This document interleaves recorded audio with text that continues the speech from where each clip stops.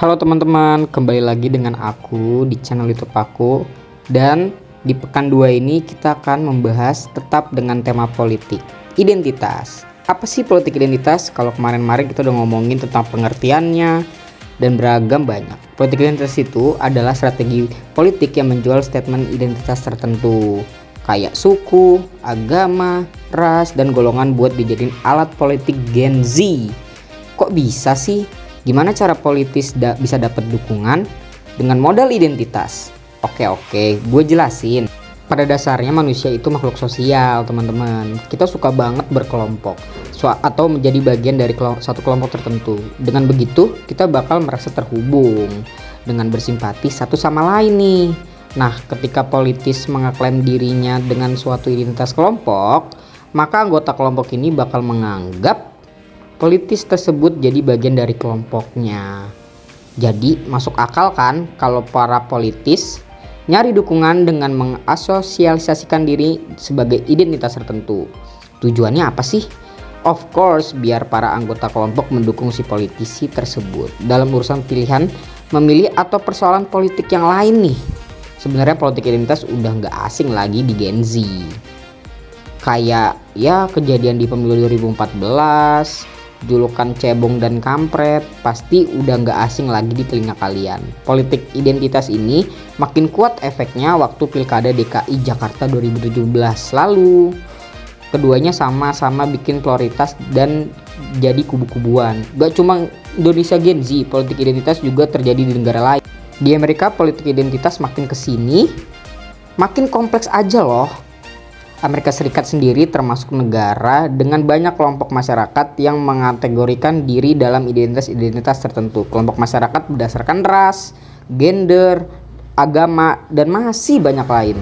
Setiap kelompok berjuang untuk mempertahankan eksistensi identitas kelompoknya. Jadi udah jelas kan Gen Z kalau strategi politik ini bisa bikin orang jadi terpecah belah. Bukan cuma buat beberapa politik Indonesia tapi seluruh masyarakat di Indonesia. Kayaknya jelas sama Kang Ujang setuju. Pengamat politik di Indonesia beri politik identitas terus didesain, dipelihara ya, dimaintain, lalu dipublikasi menjadi sebuah industri lah katakan. Ya ini akan menjadi persoalan. Bukan hanya kepada kelompok Gen Z, bukan juga hanya pada kelompok teman-teman milenial, tetapi bagi seluruh komponen bangsa. Ini yang ya akan saling curiga, akan saling berkonflik, akan saling menjelekkan satu sama lain, seolah-olah bukan sebagai sama-sama warga Indonesia, seolah-olah musuh. Penelitian yang dilakukan Litbang Kompas nunjukin 79,1 responden menilai adanya keterbelahan semenjak pemilu 2019 nih teman-teman. Menurut 3,63%-nya responden menilai ada perpecahan ini karena para influencer atau provokator yang memperkeruh suasana. Kalau dibiarin terus-menerus, politik identitas bakal mengoyak stabilisasi negara nih teman-teman. Padahal perbedaan yang ada sejatinya pernah menjadi kekuatan kita, bukan malah menjadi senjata buat diri sendiri, senjata yang memecah belah demi kepentingan pihak tertentu. Terus gimana sih langkah yang bisa dilakukan supaya praktik politik identitas bisa diminimalisir? Ini ada penjabaran dari Pak Ujang nih teman-teman. Sepakat untuk tidak menggunakan politik identitas dalam pertarungan kontestasi politik lah kira-kira seperti itu. Yang kedua, membangun kesadaran kolektif di tengah-tengah masyarakat bahwa bahaya politik identitas itu tadi memecah belah bangsa, kesepakatan elit dengan rakyat, lalu kesadaran semua komponen bangsa termasuk masyarakat itu menjadi penting untuk bisa meminimalisir politik identitas. Yang ketiga, saya melihat ya kita semua harus cerdas, jangan sampai kita terbawa arus sama permainan politik identitas. Ya kalau kita cerdas, kalau kita paham, kalau kita mendalami suatu persoalan, ya pasti kita tidak akan terjebak dan terbawa-bawa arah politik.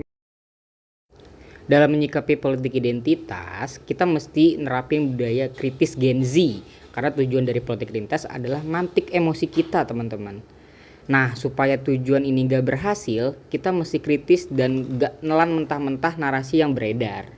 Dan satu lagi nih teman-teman, kita juga harus menilai politis dari program dan rekam jejak mereka. Bukan cuma soal etis dan agama aja ya. Pesta politik mungkin terjadi 5 tahun sekali, tapi jangan sampai ras, persatuan, dan kebanggaan kita sama Indonesia runtuh gitu aja hanya. Nah, teman-teman jadi tahu kan apa itu politik identitas? Di video selanjutnya, jangan lupa nonton lagi ya. Kita akan membahas politik identitas terhadap Gen Z lebih dekat nih, terutama pada kampusku teman-teman, yaitu kampus Universitas Sultan Ageng Tirtayasa, dan lebih mengkerucutnya terhadap mahasiswa ilmu komunikasi. Kita lihat nih, kan mereka kan baru menjadi mahasiswa. Apakah pemikirannya sudah menjadi mahasiswa? Nggak tahu ya teman-teman. Kita tunggu di next video. Bye bye.